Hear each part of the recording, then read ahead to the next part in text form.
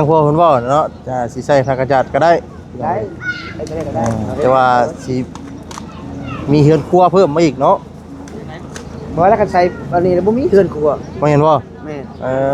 อันใส่พามีอ่ะเพิ่นว่าอยากให้ต่อเติมเฮือนครัวนี้อีกใส่ตัวนี้ก็ปกติบัดนี้เนาะเอากันที่แหละโดยเราใส่มาบ่ได้จำอยู่ใส่เฮ็ดอยู่ใส่จำให้เลยบัตรประตู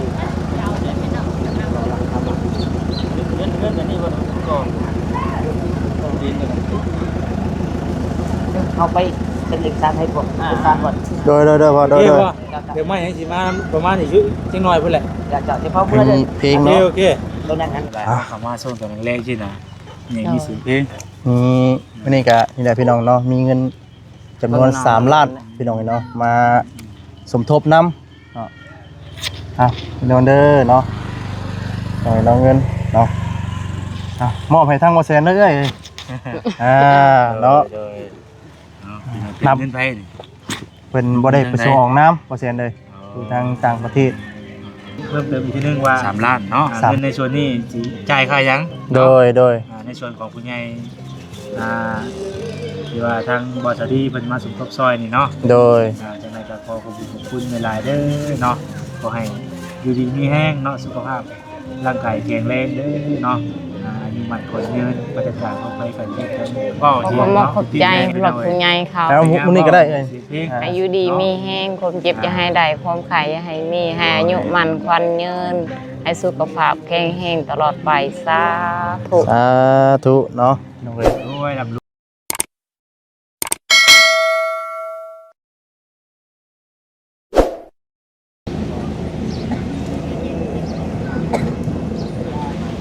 ครับสบายดีเด้อสบายดีและสวัสดีพ่อแม่พี่น้อง FC กันเพื่อสุคนพี่น้องเนาะ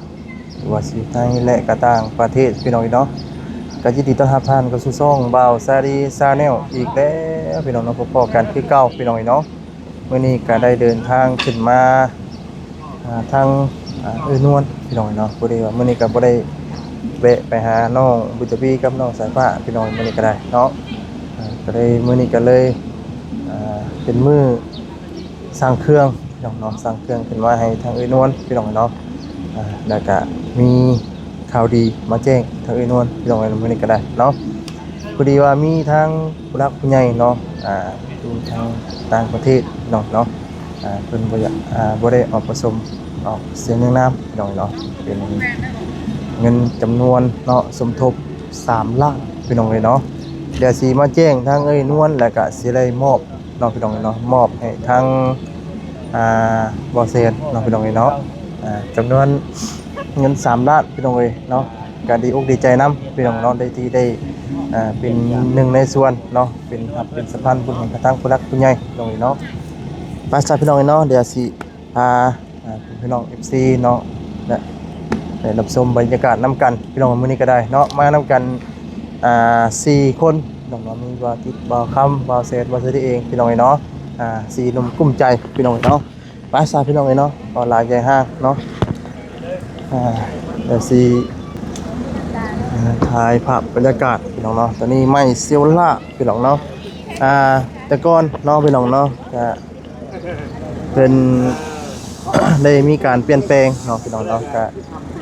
ตอนนี้ก็ถือว่าได้ใช้ไม้เซลล่าคือเก่าเด้อพี่น้องเด้อไม้ฟ้าเนาะตอนแรกว่าสิเปลี่ยนเป็นไม้ทางอากาศพี่น้องเนาะพี่น้องเนาะถือว่าดีอกดีใจนำทางนวลพี่น้องเนาะที่ได้เรือนงามแล้วพี่น้องเนาะ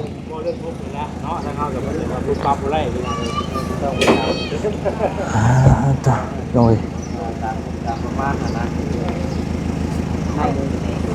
สบายเนาะเพิ่นแค่อีกนิดหน่อยแหละเพิ่นก็สิเข้ามาเลยว่าเฮาพาเดินต่อเฮาเรื่องต่อขึ้นมาของเราตรงกลางมันรอบที่2ยังสิมีไม้มาส่งอีกเนาะแสดงว่ามื้อนี้เริ่มโครงการเลยเริ่มมื้อนี้เลยบ่มื้อว่ามันสวยมื้อนี้เนาะลมนั้นนี้พอดีมื้ออื่นจังเริ่มเราคุณไทยเราจะเป็นกำลังใจว่าของมอน บ่ นี่ ได้ ทำบ่สบาย อ่า ลำพังค่อยแล้วว่าสิเบิ่งค่อยว่าคนยังบ่มีเงินทันนี่เพิ่นก็บ่ อ๋อ เวลากันเพิ่นขึ้นมาอ่านเว้านี่เด้อว่า เบิกด้านหนึงเนาะ แม่น ได้ ผู้เดียวนั่นแหละ โดย นอนหมอนะ แม่เฮาก็เข้าใจดูคันว่าย่ำเฮ็ดเป็นเฮาก็ซอยกันไปก่อนพี่น้องเนาะ คือว่าแล้วช่วงนี้อากาศเริ่มเปลี่ยนเนาะ เปลี่ยน นี่ เป็นหวัดเป็นไข้เป็นไอแน่น้องเอ้ย เราก็บ่มีเงิน เด้อ เอาก็บ่มีเงินเด้อตรงนี้ เอาแล้วเฮาก็ยังบ่ได้จ่ายได้เนาะ โดย เฮาก็เดินรับไปพี่น้อง ผู้เดียวล่ะเขาเบิกเขานอนหมอเขาเบิกแม่ว่ามันได้บ่ โดย ถ้าเพิ่นมาก่อนหน่อยสิว่าให้เนาะ สิอืมเดี๋ยวมื้อนก็ได้ดำเนินการเนาะพ่อเนาะ โอ้ยบ่ได้ คน เฮ็ด ก็จะว่าเราทุกข์ใจอยู่บ่จัก จากที่ว่าเป็นภากระจาดเป็นไมโซล่าเลย บ่เป็นหยัง ถึงคันได้เนาะ ได้เป็นตำรวจ แต่คือจังพ่อเพิ่นเว้าเนาะสิใส่ภากระจาดก็ได้ ได้ก็ได้ แต่ว่าสิมีเฮือนครัวเพิ่มมาอีกเนาะ เพราะแล้วกันใช้อันนี้บ่มีเฮือนครัว บ่เห็นบ่ แม่ เออ อันใช้พามีอ่ะเพิ่นว่าอยากให้ต่อเติมเฮือนครัวนี้อีก อืม ใช้ตัวนี้ก็ ปกติบัดนี้เนาะ เอาเอากันที่แหละ โดย เวลาใช้พามีมันง่ายนี่เด้ โดย เสริมให้เฮือนครัวอยู่ตลาด โดย ใช้ วันนี้ก็ปกติเนาะ ปั๊บเนาะ แป้นเป็นครับ รับไปติดลบ ซีเบเดียก็ของกันไอ้ส่วนเนาะ เคย ครับถึง5แผ่นนี่เนาะ เพราะว่าเคยสั่งบางบ่องมันคือว่าห้านสุราเขาขาย ซีเดีย 850ก็มี ซีเดียคือของมาส่วนบ่ไอ้ส่วนบ่ บ่ไอ้เก็บ 70นั่น 700 70นะ70แผ่นนะ บ่ตับหนึง700 บาทนะ ตับ1 700 บาท รวมกัน รวมบ่ได้50นะ 50เลย ราคาบ่พอได้สั่งใหม่อีก เอาว่าเพราะว่าเอา50ก่อนเนาะ เอา50ก้อนกันบ่พอแล้วก็บ่เพิ่มอีก เป็นหยัง 50นะเราบ่พออยู่แล้ว เอากะอย่ามันเหลือว่าซั่นซะ อย่ามันเรื่อย เอา สั่งมาคนละน้อย เอา50เป็นหลักไว้ก่อน แม่นเพราะว่าเฮาก็ประมาณ เพราะว่าทีนี้มันเองมาพาผ่านพี่เด้ตัวนี้น่ะ ก็นั่นแหละอยู่ ทางนี้เองมาพูดน่ะบ่ได้เอฟตัวน่ะ แม่น เองว่าพี่เด้ตัวนี้น่ะ แม่นว่ามันเรืออะไรเงี้ยอันน่ะชกขึ้นกับเขามองขึ้นได้ โดยสวัสดีครับเนาะสบายดีเด้อเนาะติดวัดบ่ สบายดี เนาะสบายดี เนาะผู้ดีมากอ่ะจังว่าเดี๋ยวเพิ่นมาส่งกันเจาะเลยเนาะผู้ดีเหมาะเลยนะเหมาะเลยไปได้อยู่ฮะให้ บ่เงินบ่ เงินมาจ่ายได้ มันมาใจเมื่อสบายแน่นะ หรือว่าไม่ใช่โอนให้เพิ่นบ่ไม่ใช่โอนให้เพิ่นบ่หรือว่าอะไรจ่ายเจ้าก็ได้บ่เงินยังไม่จ่ายทางที่ได้ทางที่นี่อะไรเอาพาน้องขึ้นก่อน ถ้าจ่ายเงินน่ะ ก็ได้บ่จ่ายน้ำมันก่อนก็ได้แล้วก็ได้บ่แล้วเดี๋ยวผมจะจ่ายเงินก่อนเอาเงินก่อนเพราะว่าจังบ่ตะเก้าเคยโอนให้แล้วนะ เราคิดว่า จ่ายเรื่องก็ได้ เอาจ่ายเงินก้อนได้ 6,560,000เนาะ แล้วทำบินเฮ้ เพราะว่าตะเก้าน่ะบ่ใช่คือคือว่าสร้างอยู่เพิ่นบ่ส่วนก็เอาอยู่ห้านนี้แต่ว่าเอาบ่ได้เข้าไปเลยโอนเงินให้เพิ่นสินะมันจะโอนได้จังได๋มีบ่โอนแล้ว มีสดเนาะ งิดี๋ยวดิ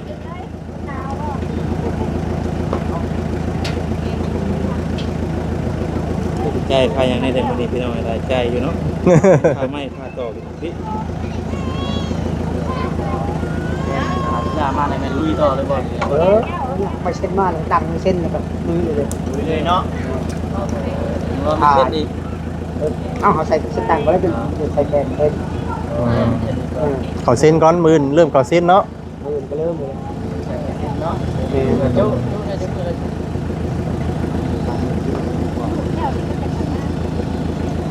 ต่างเรากูก่อนเนาะ รอตัวนั้นโอ้ยอันมาครบมาแล้วฉัน ร้อยเลยดิ ได้บอกเขาเห็นเล็กๆนี่รายงาน หลายบอล รายบอล แค่นี้สิบพันที่ขนมเลยเนาะไปต่อเรื่องสองลัง อันนี้รวมทั้งไมเซล่าเนาะทั้งไมเซล่าได้กับมันสังกะสีเนาะ โดย อันนี้6 ล้าน จำอยู่ใส่เฮ็ดอยู่ใส่จำให้เลยบัตรตี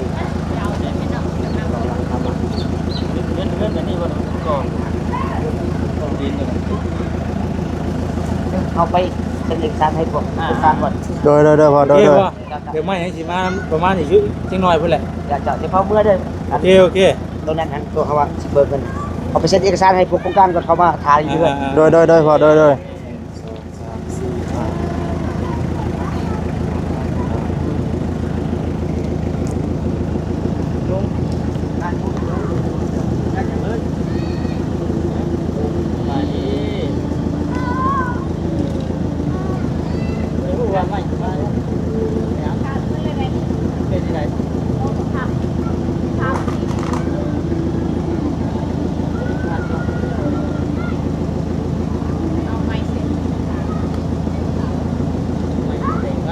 รวมทั้งไม้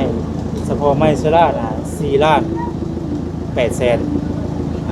อันนี้โบสังกะสีก็ไปล้านปลายล้านจุด โดย 2 3 4 5เนาะ5 แสน 6 พัน 2 4 6โอ้ยังเลยโอเค โดยขอบใจหลายเด้อโดย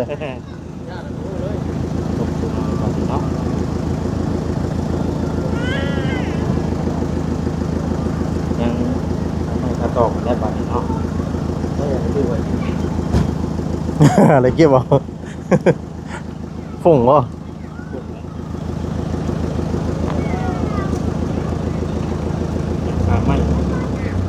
ไม่ก็จะว่าพ่อจะจับได้ยิงว่าสิได้ใส่ก่อน สิมันต้องคอยบ่ข่อยมีอยู่มื้อนี้มีอยู่ มีอยู่ว่า แม่ แค่นี้ใส่ก่อนตู้ออกไปว่าอยู่พ่อยเนาะ เอาไปเนาะเดี๋ยวเขาจะแจ้งว่ามีภายใน เอาดอกไอ้เนาะเดี๋ยวสิเข้าไปหาทางไอ้นวลดอกเนาะอ๋อเด้อสบายดีเอ้ยโอ้เป็นได้ดีใจบ่ โดย เอาพาไปใช่น่ะ เห็นน้องมารับอยู่แล้วเรา ไปใช่บ่เสียน่ะ ฮะ นั่งกันก่อนนั่งก่อน แล้วพี่น้อง มานั่งบ่เสียได้นั่งน้ำกันได้มี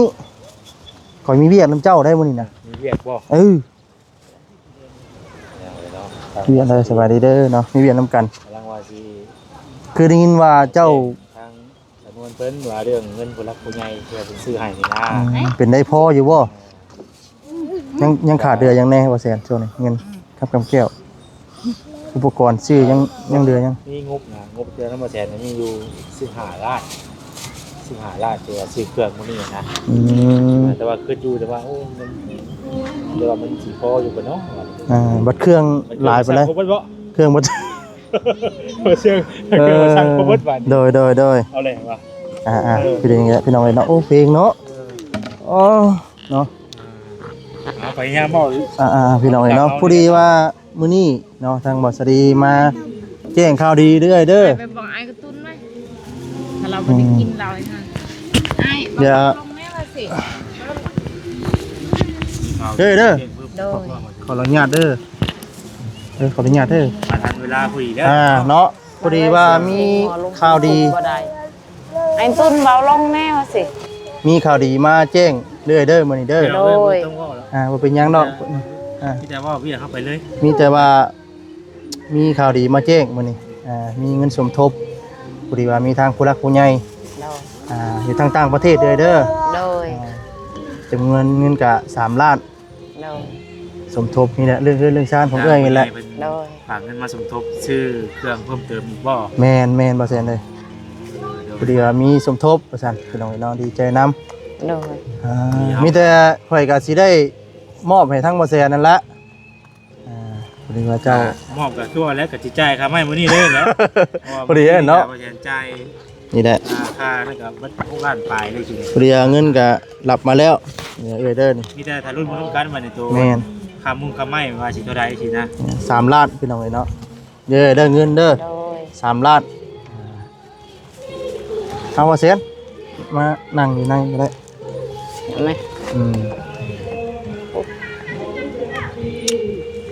ว้าวเจ้าพี่น้องเอ้ยเนาะถือว่า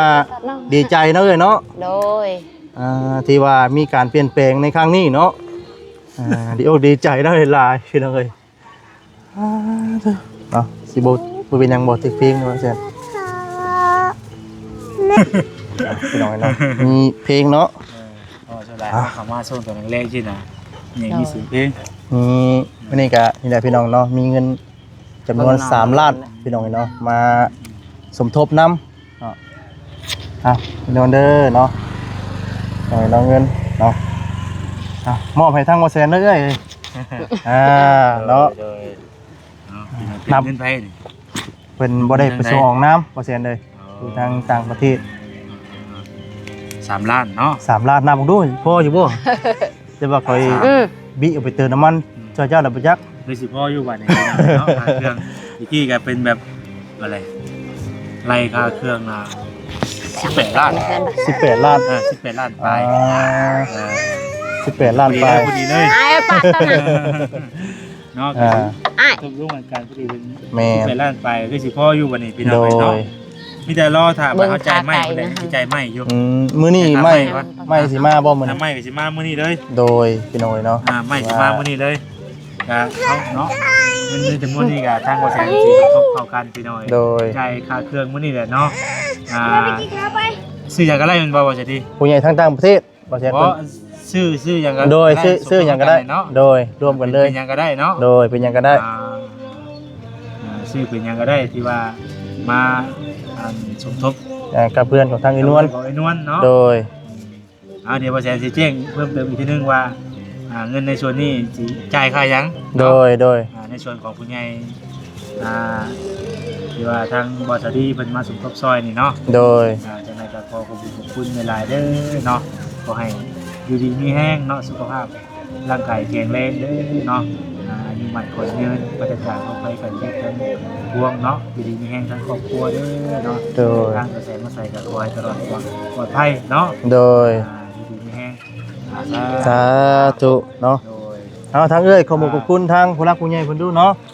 เว้า ขอ สิ คุณมากขอบใจสำหรับคุณยายเขา แล้วมื้อนี้ก็ได้เอ้ย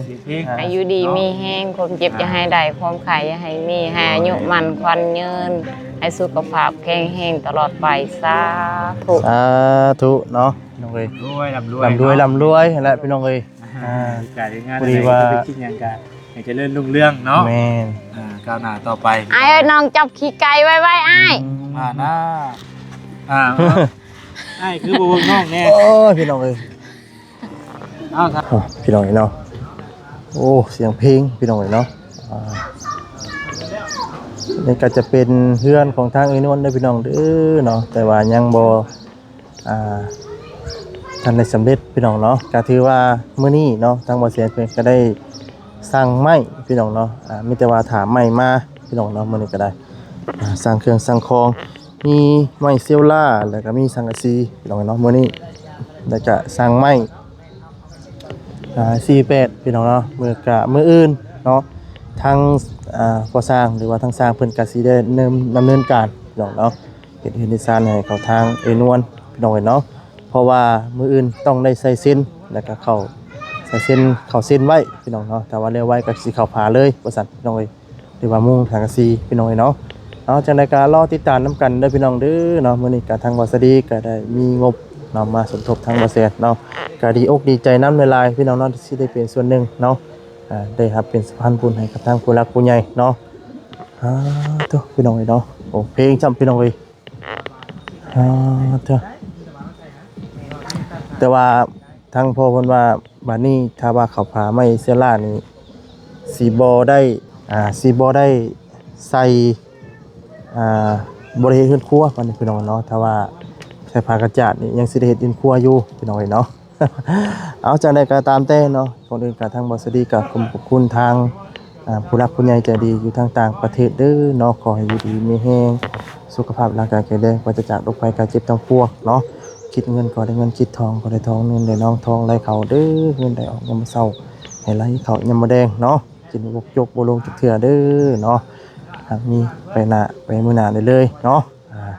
อายุมันคนยืนร่ำรวยเนาะเพลงทาง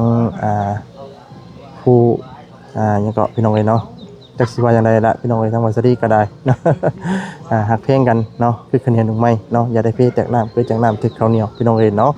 ใส่คำพยามมานึงพี่น้องเอ้ย